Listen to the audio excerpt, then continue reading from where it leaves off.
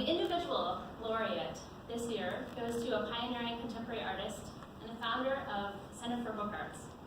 As a 13-year-old, Richard Minsky operated a letterpress print shop out of his home. He pursued interest in photography, music, bookbinding, and attended Brooklyn College prior to completing an MA in economics at Brown University. Experience at the Hirshhorn Museum and in operating his own hand-binder bookbindery and print shop in Forest Hills solidified Richard's interest in the economics of art and furthered his involvement, or his innovative use of the age-old tradition and new materials in the creation of sculptural, often political, bookworks. Over several decades, Richard's work has focused on creating books that function as sculptural metaphors for the contents within, an approach that he has described as material as metaphor. Most notably, in 1974, he established the Center for Book Arts, CBA, at 15 Bleecker Street in Manhattan, with the goal of advancing and promoting the book arts, a goal that CBA continues to realize today. He was awarded 5 NEA grants, which funded an apprenticeship program at CBA, as well as opportunities to share his work abroad. Richard's distinguished contributions to the study, recording, preservation, and dissemination of printing history can be seen through his work to establish and sustain the Center for Book Arts, organize Book Arts in the US, a conference held in the 90s, and in his own teaching and collaborative and solo artwork. Please join me in congratulating Richard Minsky.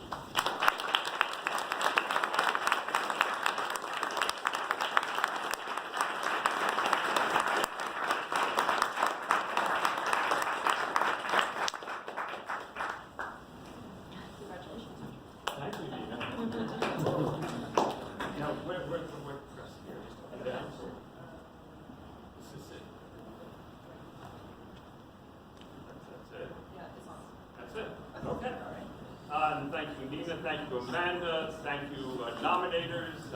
Thank you, Awards Committee, and thank you, Board of Trustees. I guess thank you, Dr. Leslie, wherever you are. A Manual of Advertising Typography was a student's workbook in 1937, a decade before I was born, when I asked Robert Bringhurst, who came to the Center for Book Arts, to give our 30th anniversary lecture in 2004, to choose the best book in our library that related to typography, he chose this one. And you see it belonged to a student named Roberta Salinger. And one of the things about it was a student's workbook. Here are all, for example, students' exercises in unsealed calligraphy as it evolved. Roberta Salinger was my mother.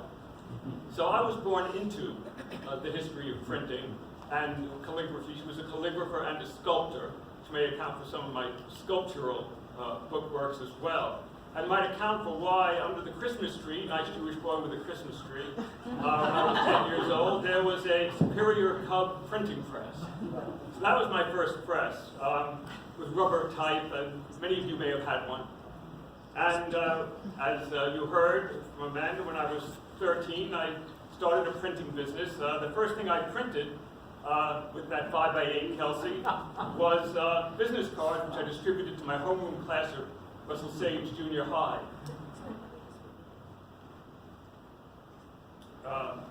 We need to do it because I don't do that. And, okay. And so everybody made money selling their family and friends my printing work. So I was a job printer. I moved on to the mimeograph, which I printed the Junior Astronomy News on. I joined the Junior Astronomy Club and was willing to take it into my house to print that publication. And of course, in school, I used a Ditto or Rexograph machine. So I very early on, that's a cover I did for the Richmond Hill High School science publication, Nucleus. So I was involved in colors and various historical printing methods as they evolved very rapidly. But when I was at Brown, I found Dan Knowlton in the basement of the library and started to learn real bookbinding. That was my first full leather binding on Cook's Voyage. and that was my first tool leather binding. Another book I grew up with, Douglas McMurtry's History of Bookmaking, called The Book. So I used the Grolier style tools, which I felt appropriate to that. And that was 1968. By 69, I was doing this inlay tooling, learning more advanced method. By 71, I was doing books with my sister, like The Star, where she did paintings around the star that I cut through the whole book. She was an artist. I was not yet an artist. I was still a bookbinder and printer. But that year, I became an artist after taking a philosophy of art course with Horace Callan at the graduate faculty of the New School. After Brown, I went in, did 2 more years in economics at the New School for Social Research, and studied philosophy of art with that great master. I had learned paper marbling in junior high, and all of a sudden I was doing different things with the Grolier tools than Grolier might have done, and different things with end papers than I learned with marbling. So in 1972, I opened up a print shop and bindery in Forest Hills, as you heard, and Fred DeLauro owned a little job printing shop a couple of blocks away, and he had no more use for the 8x12 Chandler and Price motorized, asked me if I would take it, and of course I did. And I got from a typography shop that was going out of business 2 cabinets, 2 full double cabinets of foundry type that was barely used. It was just used to take proofs. I also learned from Fred how to operate his 12x18 multi-link. So in terms of printing history, this is organically the history of how I became involved in printing history, as both a practitioner and as historian. And maybe Amanda will let me know when I have 5 minutes left, because I randomly threw a whole bunch of slides together and sent them in and didn't keep a copy for myself. So I'm just looking at these as they come up and telling you whatever comes to mind. There's a book that I printed in 1973 using both the letterpress to print the color field blocks of Gerald Jackson's book that it was originally done with pastels, but I interpreted it as full linoleum block prints on that 8x12. Pettigrew's History of Egyptian Mummies, my first material meets metaphor book. And I'm going to credit Jay Rossman with material. I called it material as when she did my 50-year retrospective at Yale in 2010. She made a material meets metaphor. The alliteration was just so much better. So I did many different kinds of materials that met metaphor. This satin binding on an erotic book of etchings called Eating at the Y, Pornographics by Charles Bible. You had to stick your finger into that area and open up those folds in order to read the title that was stamped in silver. So we skipped that. That's August 1974. My 3 apprentices on the left side of the picture from where you see I'm in the middle there. Rick Wall, Volunteer Lawyers for the Arts, thank you. On the right, Nick Caraccio, my friend who makes violin bows, and the girl who walked in off the street. So like 20% of the book arts there. And after we moved in the equipment, that's what it looked like. You see the 8x12 Chandler and Price in the background there and some of the other equipment. That was the first iteration of the Center for Book Arts. So it moved on in 1978 when you heard abroad. They gave me the US-UK Bicentennial Fellowship to spend 78 and 79 as adjunct faculty at London College of Printing, Camberwell, and several other art schools, and to set up a studio in London as part of a cultural exchange. And this was a binding I did after Tom Phillips' years of work burned down an additional Lecto on the Dante's Inferno. I went and studied the history of Italian book bindings of Dante's period in the British Library and came out with this notion for the design of a book, because Tom said he thought the fire was the word from God, that his translation wasn't good enough, and commissioned me to do a binding to retranslate it.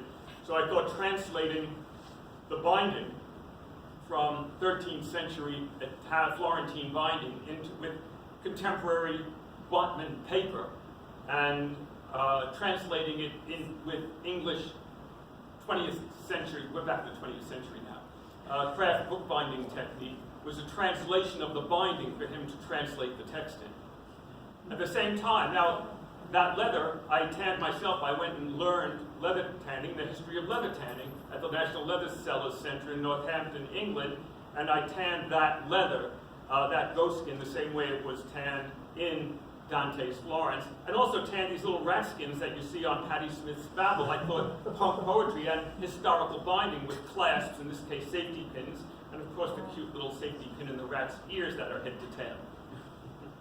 So I did a book about it, and this was all done letterpress at the Center for Book Arts. But at this point, while I was gone, I had accumulated for the Center for Book Arts a 17 by 22 Kelly B, another 8 by 12 Chandler Price, a 12 by 18 Chandler Price, all motorized, a 10 by 15 Kluge with suction feed. The history of modern, in that sense, letterpress, maybe of the 1920s. And they were all afraid of the machines. I'm a machine guy. And I came back and they were all gone, and the place was all converted into Vandercook's, which it more or less still is, except my first Kelsey 5 by 8 is still there. So this was Minsky in London, the story of how I spent 17,000 of your tax dollars. And it came with a record, because what good is a book you can't dance to? And so it had that 45, which I stamped the record label on a 3-ton Kensol. I love 3-ton Kensols. Moving forward a little bit to 88, my show, one-man show at the Zabriskie Gallery, included Minsky in Bed, the sequel to Minsky in London, which was the history of my love life in the style of the Incunabula.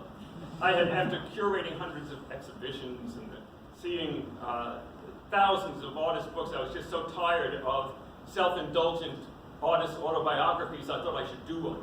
So I did 2. That's why you got Minsky in London and Minsky in Bed. But you see, it's very traditional. It's a chain binding, in this case, handcuffed to the bedroom.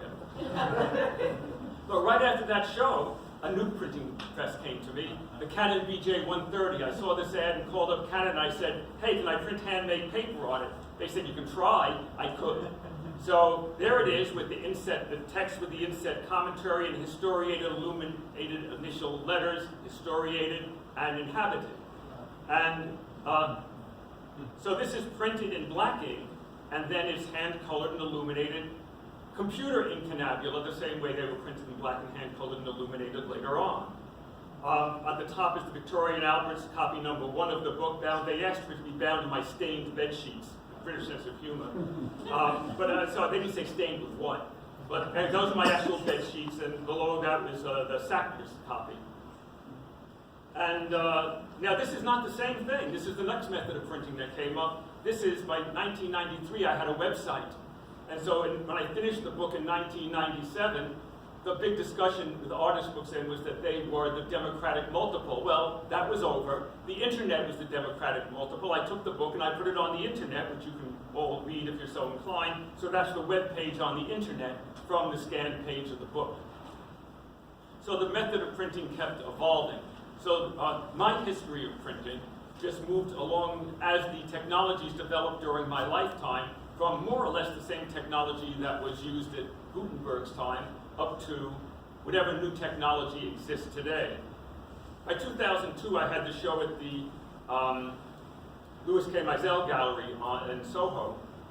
Of my Bill of Rights series, there is another aspect of printing, which is the destruction of printing, the destruction of information. My First Amendment, the reliquary for the ashes of Salman Rushdie's satanic verses. It contains the burned book. You can't open the reliquary. In this case, I did the printing with the 3-ton Kensol on camouflage leather for Gathering Storm, which is Morris D's from Southern Poverty Law Center book on white supremacist and Nazi militia organizations that have grown up in the United States and the danger they pose to our culture. This, remember, is 2002 I had that exhibition, and as we know, it has not gotten any different. So we can go on with, those are obvious. I used the Kensol for everything. 2003, for the 100th anniversary of Eric Arthur Blair's birth, who wrote under the name of George Orwell.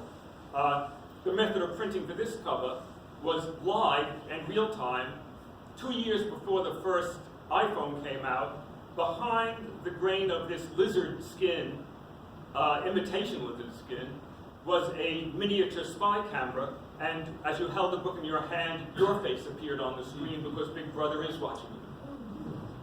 And it was radical at the time. Now everyone was used to seeing my face on their screen. So, but then, I had been collecting ever since Sue Allen first came out with a book on Victoria book bindings. How am I doing on time? Do I still have 5 minutes?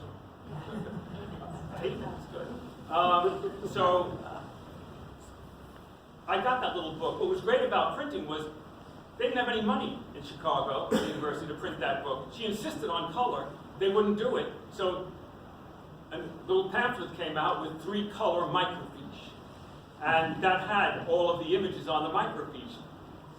So I got interested in that. Well, 2006, 2009, 2010, my 3 exhibitions I put on in my studio gallery of American Decorated Publishers bindings, and each one of those exhibitions went to a major research library.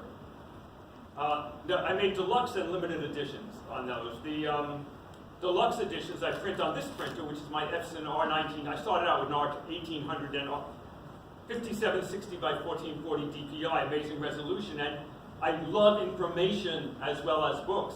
So each copy of the book, deluxe and limited edition, came with a CD, with a PDF that you could read. So I printed the CDs on my computer, and I printed the printed the CD content on the computer, and printed the CD images on the computer onto the CD. So that way people had the database in 2 different formats, as well as readable PDFs, high-resolution JPEGs, and other material that related to publishers' bindings that they might need in their research. I like combining forms of printing. That's one of the deluxe editions. So by the 3rd exhibition, my old friend George Basilica, who I'd known for some 40 years, and we'd never done anything together, but we were both book lovers, and I'm sure you all have some of the books that he published. He just died last year at the age of 101. But fortunately then, he, in 2010, he said, I think we would like to publish a gift book edition on this subject. Would you do that? And we meant him, of course. But he always spoke to the royal we. This is the paperback that you can now get. Later I can show you. So it started, my first book on publishers' binding started with this book selected by the Grolier Club in their 1894 exhibition of commercial book bindings. And I said, well, start where the Grolier Club starts, with new design of book bindings. And it went through, most of you either have the book or have read the book or have seen me talk about it. But the lecture I give is about how art that we associate with art movements developed on the covers of books decades before you see them in paintings and in the salons. And whether it's the Japanese, or whether it is Art Nouveau, or whether it is surrealism, or whether it is abstract landscapes, you see these forms on book covers before you see them in art museums. Did the artists have these books on their shelves? Are these part of what they went through? Well, what interested me about, one of the reasons I got into, I love the 3-ton Kensal because I told you that. Well, here's an example. You take a look at that, you see the dark center panel in gold and the bright vines on either side of it. If you're showing the light from a different angle, it flips around the other way. You get the light center panel and the dark ones on either side of it. So I always wanted to know, how do you do that so I could do it? So one of my motivations wasn't just because Sue Allen did great work, I just needed to know, how could I do it, how could I use that today in my own work, because I'm a practitioner. So I need to know the history in order to be able to create. So what I discovered putting a loop on it is that the texture of the gold was different. There might be a rolled grain with a steel roller, there might be an aquatint or mezzotint. One way or another, it might be even hand engraved. The idea is that when you engrave, it doesn't go straight down. You get an angled cut, and off that angle is where you get your reflection of the gold. So I utilized that. Now, that was a very popular technique. Here are a couple of other examples of that. That's not an example. That's an example of something else. Some of these are just things that, look at this, social realism, 1910. And this is a 1910 book. In 1921, I know that from the ads in the dust jacket. This 1921 edition, they actually changed the story a little. Sometimes you have to read inside the book. They used the same cover, but without all the fancy printing, because we'd just gone through the war. During the war, dust jackets sold the books. There was very little stamping done in. But look at the hot girls that are on the dust jacket. And then, once you get the Colt's Armory press, and you get presses that can do fountain bleed, split fountain work, where you can have one run through the press where you can get a variety of colors through one run, that also changed the way that artists could compose in creating covers for their books. This is 1918, and that's a single printing through the press with no color. I've got 2 minutes left, and so we will skip some of these wonderful things, Rockwell Kent, and I think we're just about done with that period. And there's a couple of those books, and that's the first edition of the George Basilica book. You see how that, what I did is I did the angles and the textures in Photoshop, and sent the file by the internet to China, where they made the die and stamped it, and it worked. Some other things, and then I went back so here we are this year, this past year, last April I went to RIT at the Carey Collection, back to work on the Albion. I printed Vermont Vigilance, the fictional pamphlet in Sinclair Lewis's book, It Can't Happen Here, the story of a bombastic populist who they never thought could get elected and did, and became a tyrant and a fascist dictator. And the protagonist, who was a newspaper editor, stole an old hand printing press from the basement of the newspaper office and some 8-point type and printed Vermont Vigilance. So I made it real. Printed an 8-point type on the Kelmscott-Gowdy press, because I thought that's an old hand press. And I also printed up Plato's O Tyrannicos Anir, the tyrant, if nothing has changed. In 2,400 years, you can read Plato and it's all the same as it is today. That's just the letter M. Thanks to Richard Kegler, whose letter M that was. He said letter M printed 4 times on the Kelmscott-Gowdy press. It's like 30 inches. It's a giant letter M. There's my binding, and here the type becomes metaphor. So the type goes from being used to print to the material as metaphor, because what happens when the corpos discover where Vermont Vigilance is being printed, they come in, and you end up with the pied type and the blood of the printers.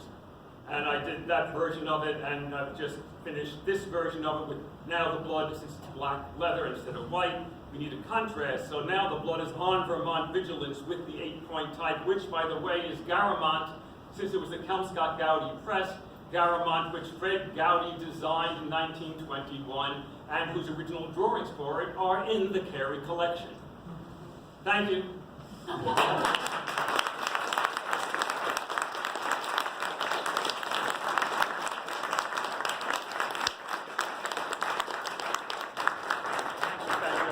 To see that book, I have that with me. You can actually, oh, that's my blood.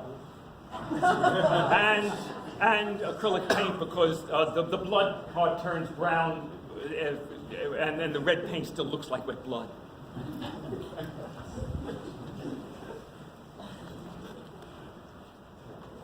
Richard, thank you for all the exciting images and sacrifices you've made.